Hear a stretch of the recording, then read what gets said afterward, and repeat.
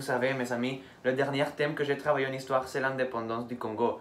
J'ai pu connaître un peu sur le contexte international de l'époque, mais aussi sur le rôle des puissances internationales et de quelle manière ils ont affecté cette indépendance. Ah, c'est bien. Moi, j'ai étudié un peu des idéologies politiques de la zone. Moi aussi, j'étudiais la culture et la négritude, comme par exemple. C'est très intéressant, donc nous savons tous un peu sur cette indépendance. On peut approfondir un peu sur le thème. Oui, on pourrait. Oui. Le Congo est un pays qui est devenu une colonie qui s'adjoint au territoire du Belgique.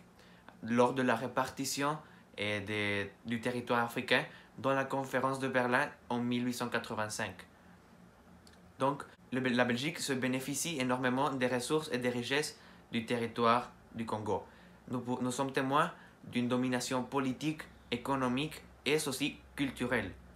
Il est important de tenir en compte plusieurs éléments du contexte international de l'époque qui ont permis cette indépendance. Premièrement, et depuis les années 1930, naissent plusieurs mouvements indépendantistes dans le continent africain afin de décoloniser les pays africains.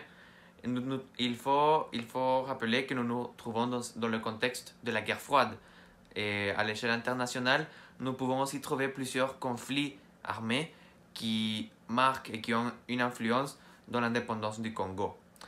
Nous pouvons mentionner la guerre d'Algérie, qui a commencé en 1954 et qui finit en 1962.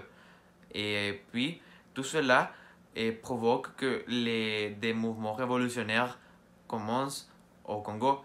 Et par exemple, les émeutes à Léopoldville en 1959 et qui finalement mènent à l'indépendance en 1960. Et les puissances internationales dominent la politique et ont une grande influence dans les décisions prises partout dans le monde. Et premièrement, nous pouvons mentionner les États-Unis. Les États-Unis est un pays qui domine la politique partout dans le monde. Ils veulent contrôler et prendre les décisions qui vont influencer les pays.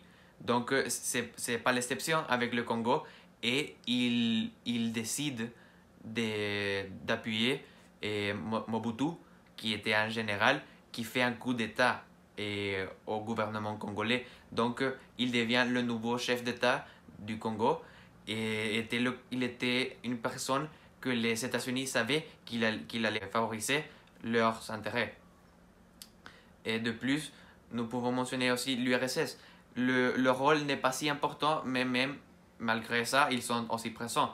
Car Lumumba, face à la crise qui était en train de vivre le Congo, décide de chercher leur aide. Mais quand ils se sont rendus compte de cela, Kasavubu, le président du Congo, a décidé de l'expulser du gouvernement.